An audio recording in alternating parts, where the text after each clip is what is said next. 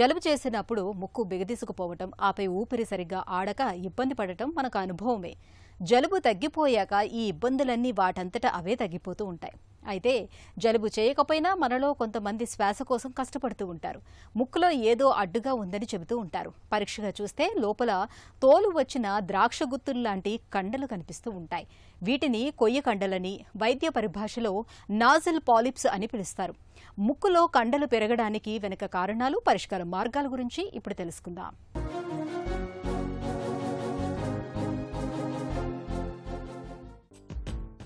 మామూలుగా అయితే మనం గాలి పీల్చటం, వదలటం అనేది అత్యంత తేలికగా జరిగిపోవాలి.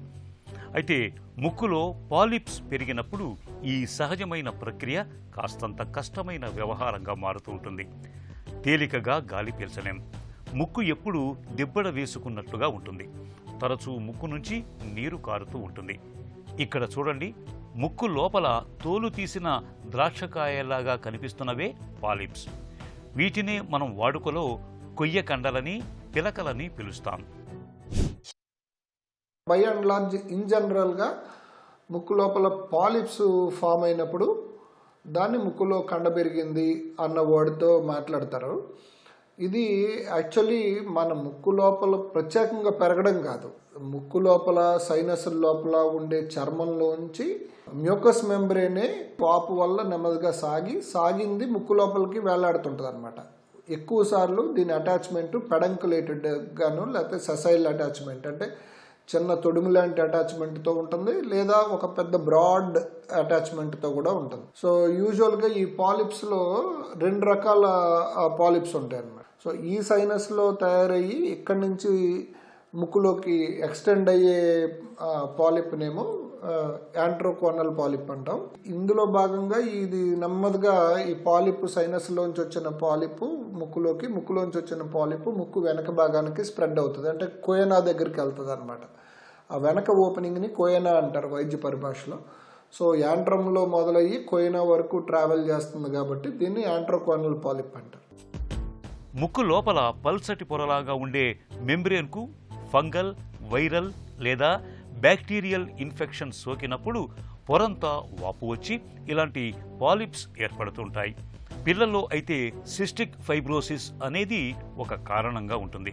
చాలా కాలంగా జలుబుతో బాధపడుతున్నప్పుడు, కాలుష్య కారకాల మూలంగా తరచూ ఎలర్జీలకు గురవుతున్నప్పుడు, ఆస్తమా, హై ఫీవర్, సైనసైటిస్ వంటి సమస్యలు ఉన్నప్పుడు ముక్కులో కండలు పెరిగే అవకాశాలు ఎక్కువగా ఉంటాయి. ముక్కులో కండలు పెరిగినప్పుడు వాటి మూలంగా శ్వాస తీసుకోవటం కష్టంగా ఉంటుంది. తుమ్మినప్పుడు కొన్ని సందర్భాల్లో రక్తం కూడా పడుతూ ఉంటుంది. నోటితో గాలి పీలుస్తూ ఉంటారు. గురక కూడా సమస్యగా మారుతుంది. వాసనను పసిగట్టే సామర్థ్యం తగ్గుతూ ఉంటుంది. మాట కూడా ముక్కుతో మాట్లాడుతున్నట్టుగా ఉంటుంది. ముక్కులో ఎప్పుడూ దురదగా, మంటగా ఉంటుంది. పాలిప్స్ ఫార్మేషన్లో 5 గ్రేడ్స్ ఉంటాయి. 0 గ్రేడ్ అంటే అసలు పాలిప్సే ఉండవు, number 1.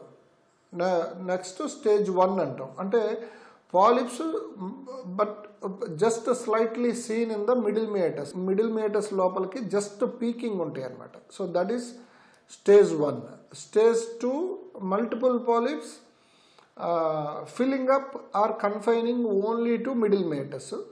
Stage 3 polyp coming out of middle meatus but not causing nose block. పేషెంట్కి ఇంకా ముక్కులోంచి శ్వాస మంచిగానే ఆడుతుంటుంది. లాస్ట్ గ్రేడ్ 4 పాలిప్, ఇది మొత్తం సైనస్లోంచి హ్యాంగ్ అయ్యి ఈ పాలిప్స్ అన్నీ కలిపి ఈ ముక్కు ఫ్లోర్ వరకు వచ్చేసి ముక్కులోంచి శ్వాస తీసుకోవడం పేషెంట్కి చాలా ఇబ్బందిగా అనిపిస్తుంది అనమాట. నోస్ బ్లాక్ ఉంటుంది. సో యూజువల్లీ వాళ్ళు over a period of time mouth breathers అవుతారు. సో ఇది స్టేజ్ 4 ఆర్ గ్రేడ్ 4 పాలిప్స్ అంటాం.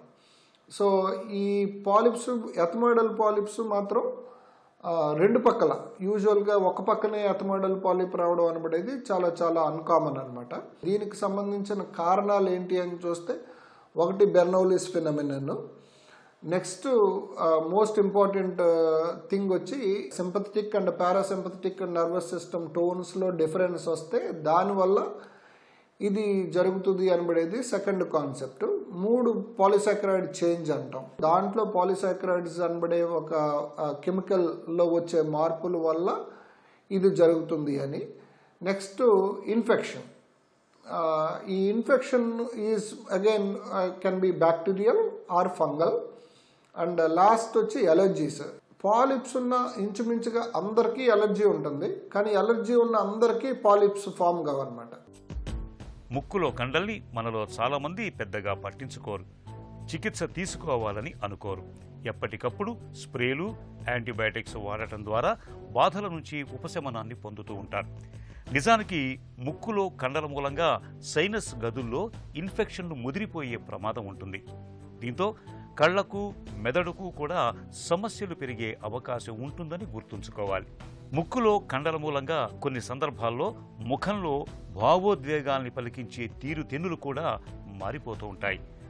జలుబు లేకపోయినా శ్వాసలో ఇబ్బందిగా ఉన్నప్పుడు డాక్టర్ దగ్గరికి వెళితే ఎక్స్రే, సిటీ స్కాన్ వంటి పరీక్షల సాయంతో ముక్కులో కండల్ని ఇట్టే గుర్తించవచ్చు. Polyps diagnosis usually patient present చేసే స్టేజ్ని బట్టి ఉంటుందండి. ఒక్కొక్కసారి ఇన్సిడెంటల్గా అంటే పేషెంట్ జలుబు చేసిందనో అలాగా వచ్చినప్పుడు మనం యాంటీరియర్ రైనోస్కోపీ ఎగ్జామినేషన్ చేస్తే పాలిప్స్ డిటెక్ట్ అవుతాయి. Main treatment medical and surgical బ్రాడ్గా 2 రకాలుగా డివైడ్ చేసుకుంటాము.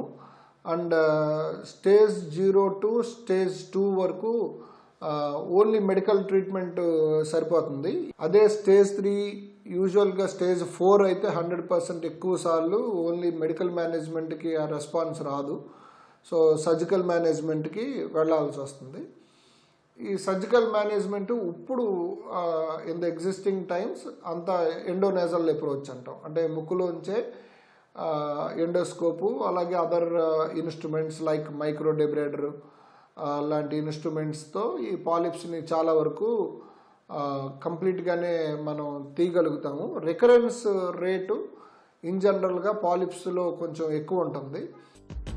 ముక్కులో పెరిగిన కండల్ని యాంటీ ఫంగల్ మందులు, కార్టికోస్టెరాయిడ్ మందుల సాయంతోనే చాలా వరకు కరిగించుకోవచ్చు. చాలా తక్కువ సందర్భాల్లో మాత్రమే సర్జరీ వరకు వెళ్లాల్సి ఉంటుంది. అయితే ఒకసారి ముక్కులో కండల్ని తొలగించుకున్న తర్వాత అవి మళ్లీ పెరగకుండా ఉండేందుకు వీలుగా కొన్ని జాగ్రత్తలు తీసుకోవాలి. సాధ్యమైనంత వరకు పొగ, దుమ్ము, ధూళి వంటి కాలుష్య కారకాలకు దూరంగా ఉండాలి. శీతల పానీయాలు, చల్లటి, పుల్లటి పదార్థాలని బాగా తగ్గించుకోవాలి. ఒంటికి పడని ఎలర్జీలను తెచ్చిపెట్టే ఆహార పదార్థాలను మానుకోవాలి. ప్రతినిత్యం బ్రీతింగ్ వ్యాయామాల్ని చేయటం, ఉప్పు కలిపిన గోరువెచ్చటి నీటితో ముక్కుల్ని శుభ్రం చేసుకోవటం మరీ మంచిది. ఇలా అన్ని రకాలుగా జాగ్రత్తలు తీసుకోవటం ద్వారా ముక్కులో కండలు పెరగకుండా చూసుకోవచ్చు.